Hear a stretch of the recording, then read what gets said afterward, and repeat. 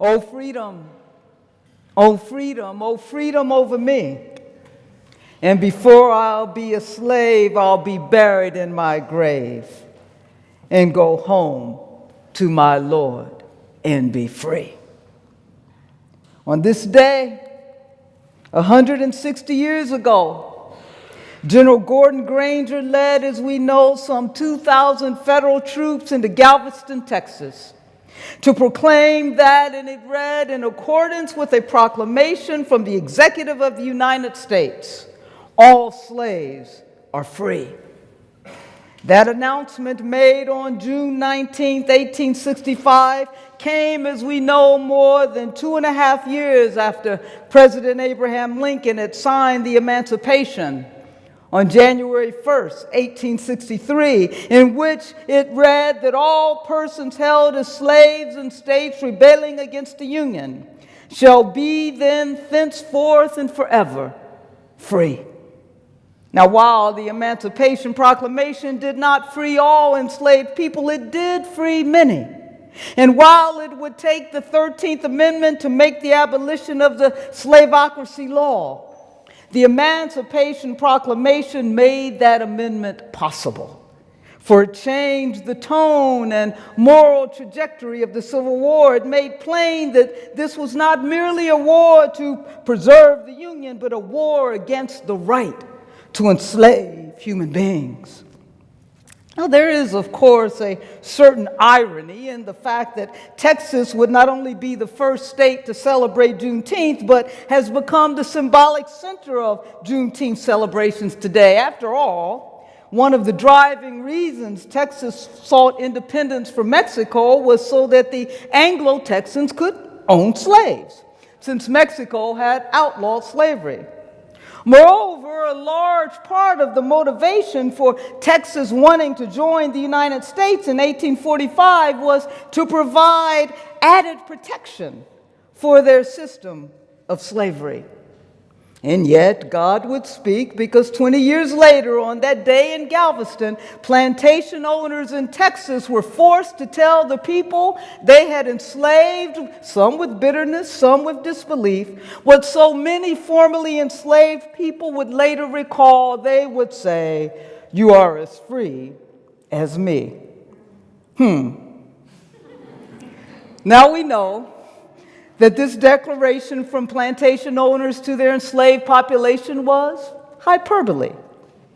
As W.E.B. Du Bois would later write of the Reconstruction era, black people, he said, went free, stood a brief moment in the sun, then moved back again toward slavery.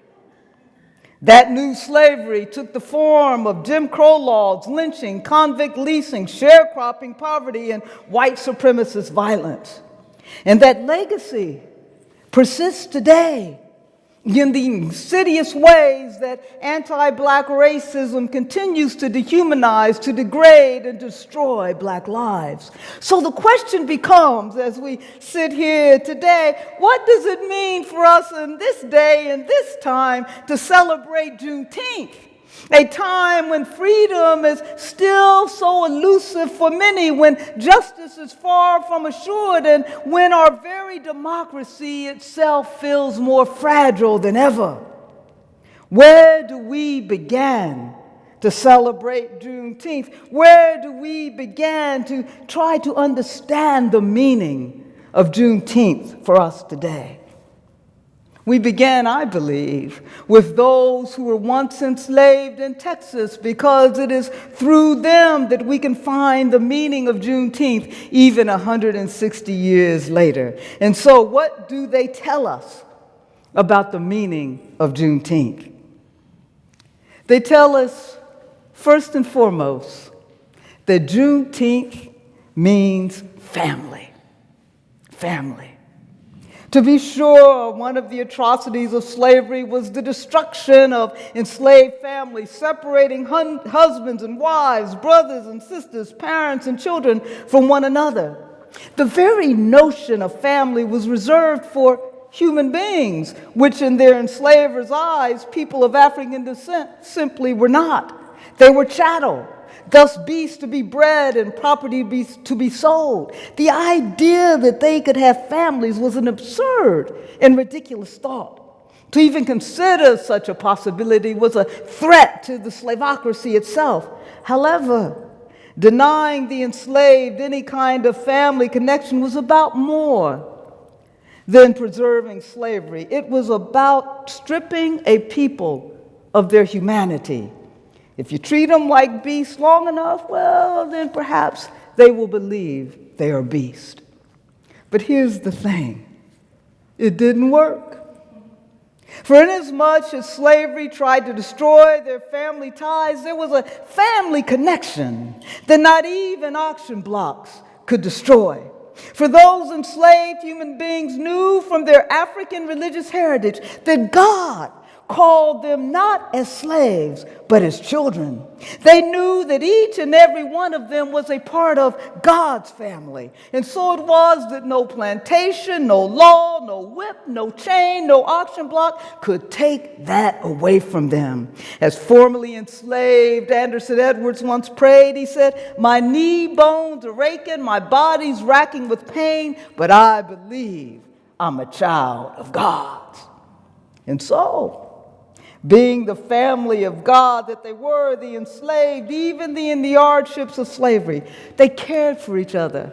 They provided for each other. They felt the pains and the sorrows, the hopes and the dreams of each other. They loved one another fiercely as God so loves God's children. Bottom line, they treated each other as the family of God that they were.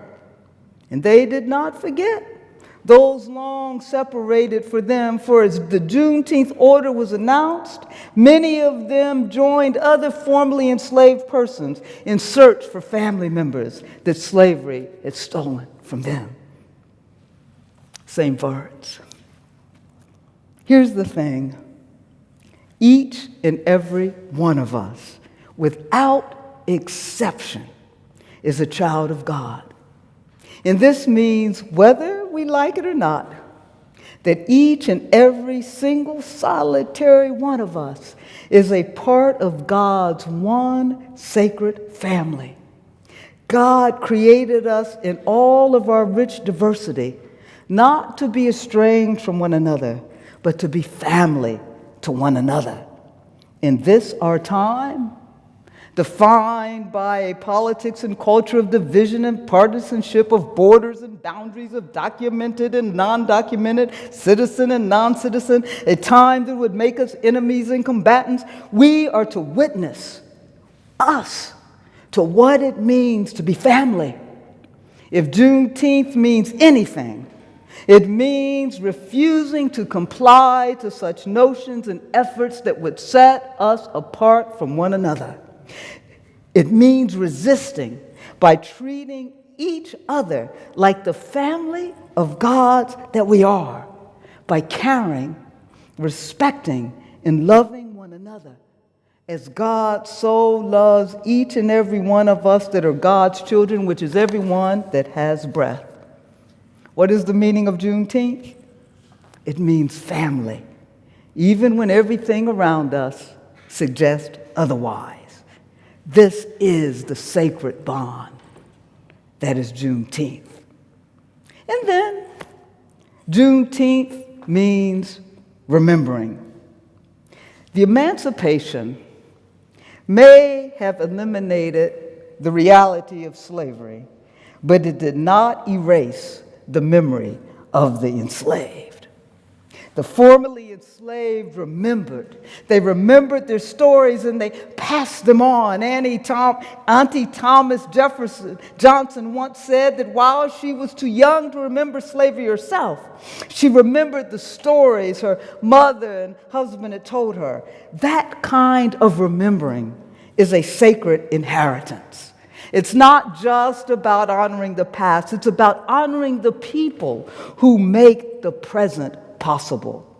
That's why formerly enslaved people gave interviews, wrote narratives, and testified to their experiences. It was a refusal to let the truth be buried, to let a people be discounted.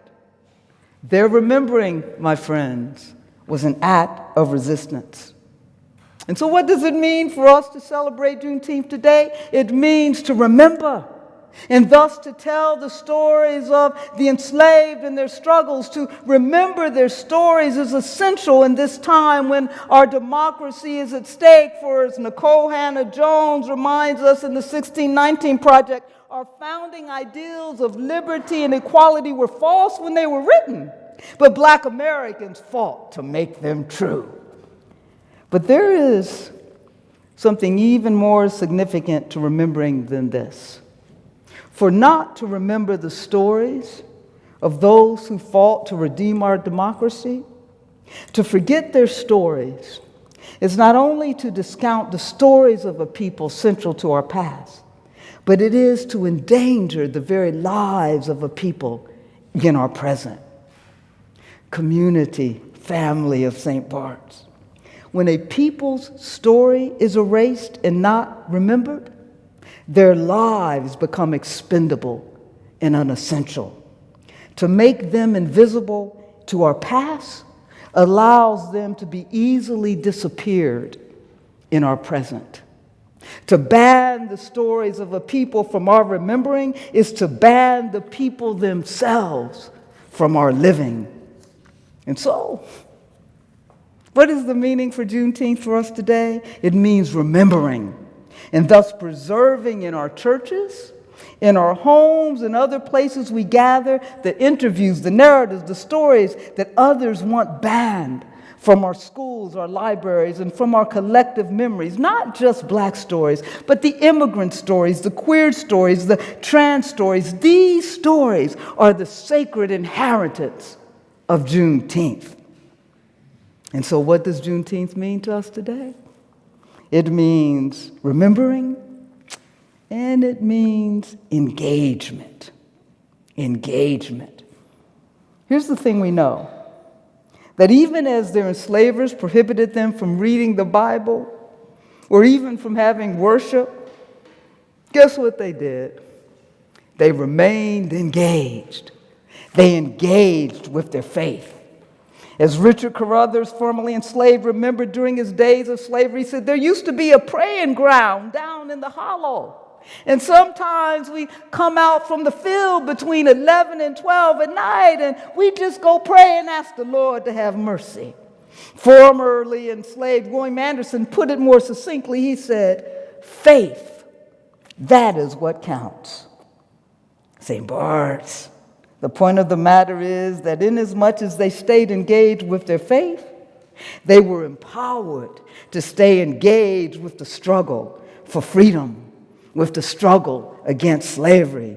They knew that the way things were was not the way God would have them to be, and so they escaped. They created underground railroads. They even joined the Union Army with an engaged faith. They could fight for the seemingly ridiculous and unachievable because they knew that they were not in the fight alone. Their God, the one that created them not to be slaves, the one they found in the Bible about that thing called the Exodus, their God was with them. What was seemingly impossible for them alone was possible with God.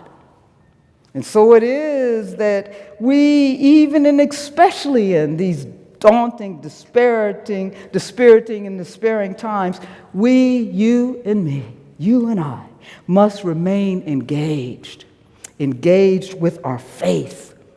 A faith that tells us that the way things are is not the way our God would have them to be. So through prayer, through Bible study, through worship, through gatherings such as these, we have to be engaged with our faith, because to be so is to be inspired and empowered to at least stay on the arc that bends toward the justice that is God's.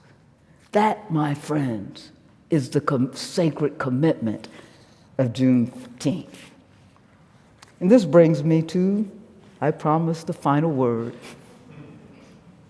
The final meaning of Juneteenth that I want to lift up this evening. And that is expectation. Expectation. To be enslaved and still believe in justice requires an expectation so radical that it borders on not simply the miraculous, the ridiculous. One former slave recalled his Uncle Ben, who would read the Bible and then would say, "Someday we would be free." His uncle's expectation was the expectation that the freedom that was the justice of God would indeed one day be made real, if not for him, for the children that he could not see. It is an expectation that there is no force, there is no system, there is no authoritarianism, no thing is powerful, no matter how militarized and how cruel, that can ultimately stand a chance against the love that is the justice of God. And so it is. The expectation that is Juneteenth is an expectation beyond our present injustice, with the belief that a better future is not simply possible, but is inevitable. For that is the future that God promises for us all. A future where justice will roll down like waters and righteousness like a mighty stream. My friends, we are not to acquiesce to our unloving and unjust present. Rather, we are to speak up and show up, bearing witness and fighting for the very future that we expect to be. The future that is God's. And here's the thing I know to be true. When we show up, bearing witness to the future we expect to be, then at least a glimpse of the justice that is God's future shows up with us. This is the divine hope that is Juneteenth. And so there you have it.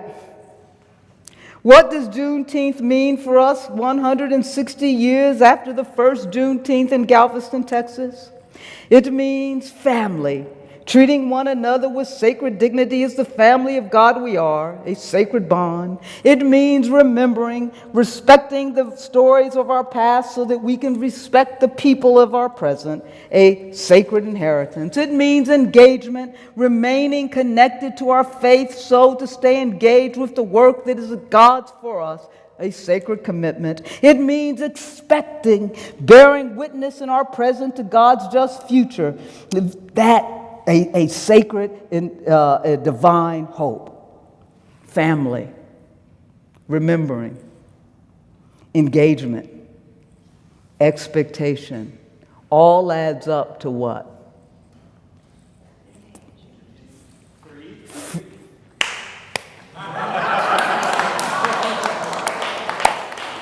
It adds up to free. Baptist, former Baptist. There you go. Episcopalians can't spell. My friends, Juneteenth is about more than a day off of work or a parade or even a worship service. Juneteenth is about choosing to live free. Free. Free from anything that would divide us one from another and thus betraying what it means for us to be family. Free. Free from agreeing to erase the histories, the stories, and the lives of a people and thus dishonoring the sacredness of remembering. Free. We are to choose to live free from anything that would distort our faith and thus preventing us from being engaged in the loving and just work that is God's. And it means being free. Free from the fear and the intimidation that would have us acquiesce to our present reality and thus give up on God's just future. And so it was that Jesus said in his first public sermon, quoting from the prophet Isaiah, "The Spirit of the Lord is on me because he has anointed me to preach good news to the poor. He has sent me to proclaim freedom to the captives and recovery of sight to the blind, to set free those who are oppressed and to proclaim the acceptable year of the Lord." Juneteenth, my friends, is about living into the words which Jesus proclaimed, which means nothing less than us choosing to live free. Free as family, free remembering, free engaged, and free as expecting people. Free. What is the meaning of Juneteenth for us 160 years later? It is about choosing to live free. Oh, freedom, oh, freedom, oh, freedom over me. And before I be a slave, I'll be buried in my grave and go home to my Lord and be free. May it be for us as it was for those who sang that song. Before we be a slave, we'll be buried in our grave and go home to our Lord and live free. Amen.